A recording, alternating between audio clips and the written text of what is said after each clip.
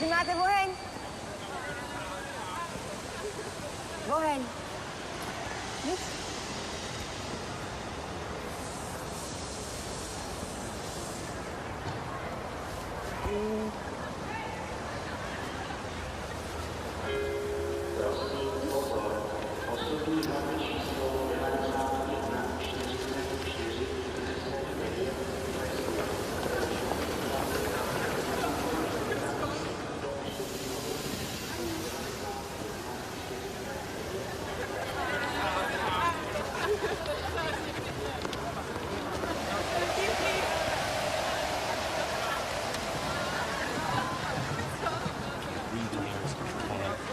Now I got these college kids like a discotheque. Listen.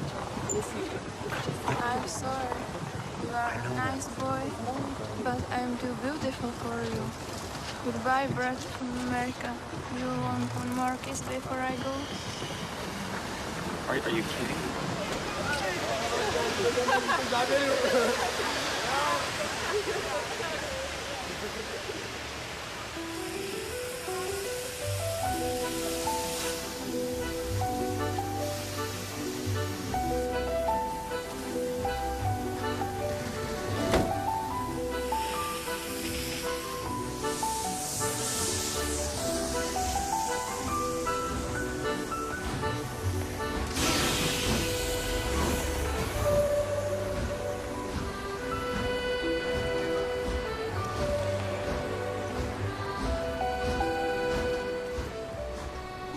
I'm here tonight to tell you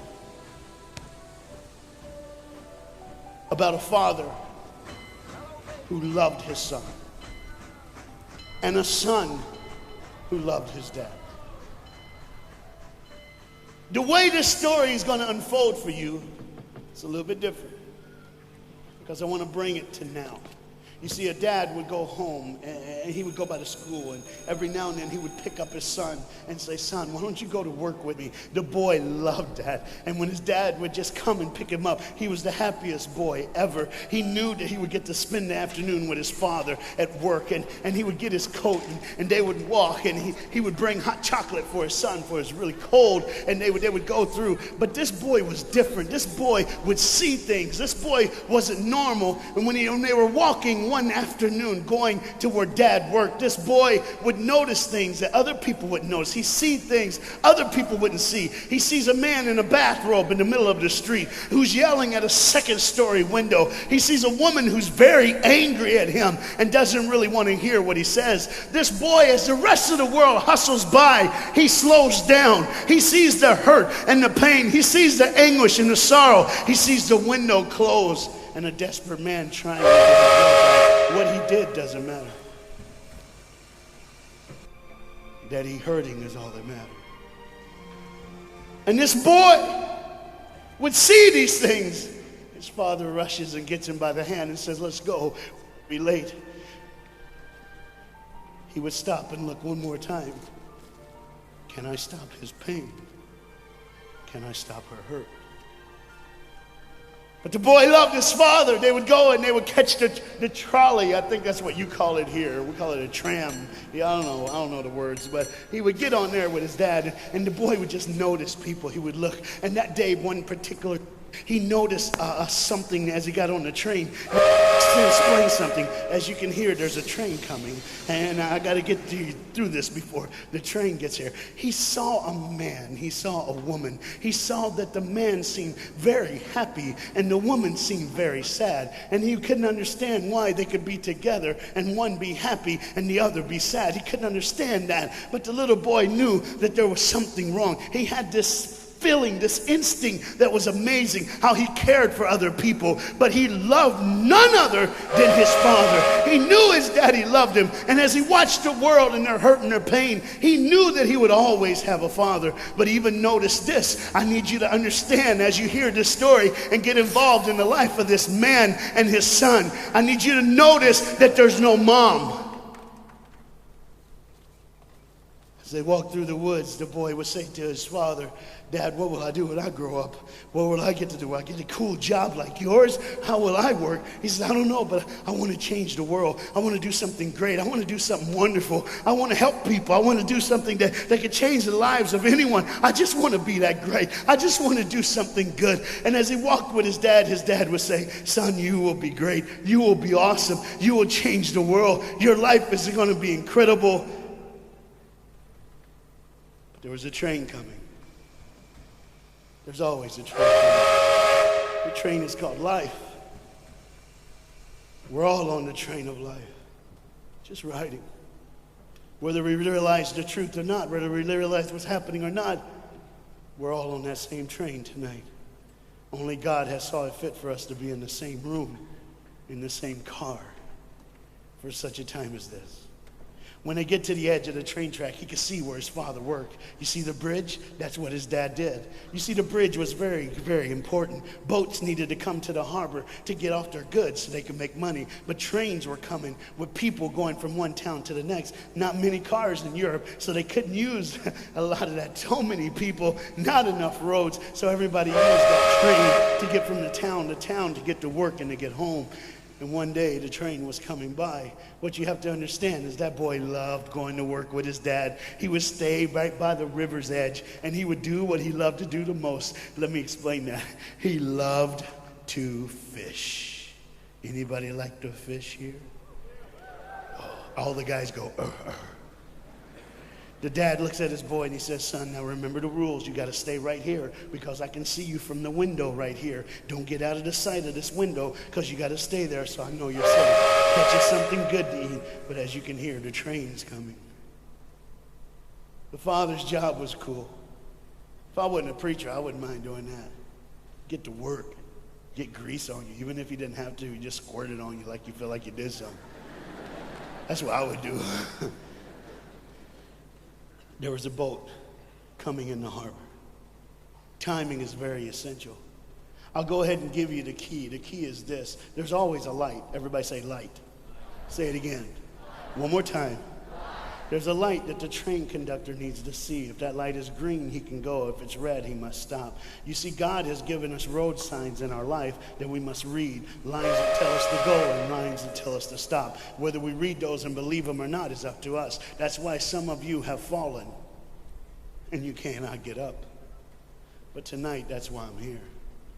The boat needed to come through, so he called, and the man said, okay, I got time. It's a long time before the train should come. So he pulls the lever, as you just saw, and the big, huge steel bridge, the gears started turning. They started cranking the steam. All of a sudden, gears are moving, and that big, huge bridge is just starting to go up. As it rises higher and higher, he has to watch and make sure everything's set, everything's good, everything's fine. As he looks out the window, he could see everything, but the dad, being a good dad, keeps one eye on his work, but the other eye on his baby. One eye on the world, but the other eye on his children. You think God doesn't know where you are? He keeps one eye on his world and one eye on his child. No matter what you've done or where you've been, it's one eye on the world, but the other eye's on you. He's watched you and he's kept you. Even though your train is coming down the track, he understands that. And even though sometimes, I don't want to get ahead of myself. See the red light? He didn't see it. So many times we don't see the red light. See, to just say the train was early. The boy can hear and see the steam. And he looks and says, Daddy, the train. Daddy, the train's early. Daddy, you got a daddy. Hey, Daddy, the train.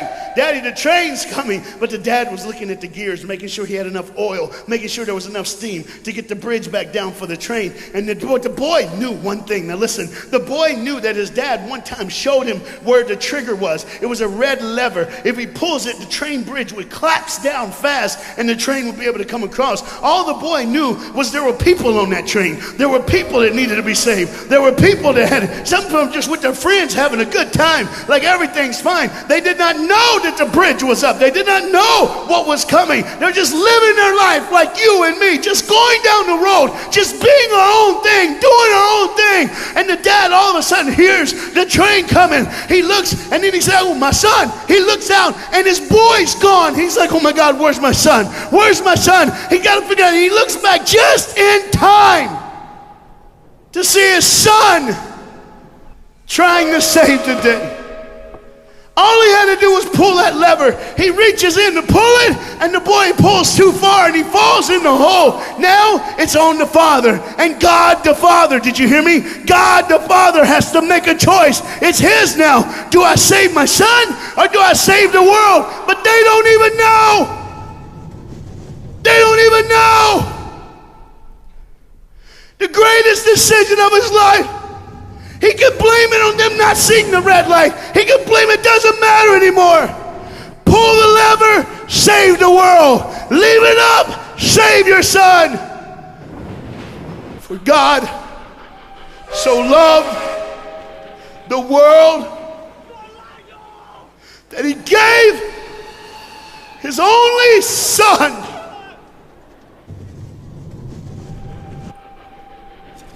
Whosoever believes in him will not perish. 3, 2, 1. It's over. And they didn't even know. They never would know. They didn't even know. The train goes by. It's fine. Everything's cool. The bridge is down. Just like always. It's always going to be down. Are you hearing me tonight? He gave his only son. For God so loved the world that he gave. And you know what's amazing? I wonder what God did right when his son died on that cross. When he breathed his last breath. When he took that breath and he breathed and it was over. Here's what the Father would have looked like. They didn't even know, just trying to think of their life. Just trying to figure out what they're going to do next. Just thinking about the person they're going to see, the people they're going to hang out with. Just trying to be, just loving, caring. Doesn't matter if you're blind. Doesn't matter if you're putting on a little more makeup, trying to look pretty for somebody, or just wearing another mask. It doesn't matter. God gave his son for you. What will I do when I grow up? Where will I go when I grow up? What can I change? And there was a girl in the bathroom on the train, liquefying her heroin to shoot up one more time. He died for her. He died for her. But in one moment, are you listening? In one moment, as the Bible says, everybody gets a chance. In one moment to see the look of the Father when he knows when you realize what he did for you, when you realize the sacrifice, when you realize he let his son die so that you can live, when you realize what he did, no matter what you're doing, no matter where you're at in this life, no matter what you're a part of, you gotta stop. You gotta stop. Even if it's for 1 second and think, my God, he did it for me. He did it for me. And I pray to God you drop what you're doing. Drop what you're doing. With all the pain and the hurt and the sorrow in the world, he did it for you. That's why you're so quiet. You see the train's coming. The train's coming. Everybody has things. You have ways of I don't want to. I don't want to do that. I don't want to, but why do I keep doing it? Even Paul said, why do I do? My flesh tells me, and I do what I know is wrong, and I don't do what I know is right. You got to understand tonight, the fight is on, and we can win. We become more than conquerors through Jesus Christ. And I'm not preaching just for me. I'm preaching on behalf of you. But what you got to understand is there had to be a moment in those 3 days when Jesus died on a Friday and rose again on a Sunday. There had to be this moment. Go ahead, look at the screen. When it was just God and his baby and his son.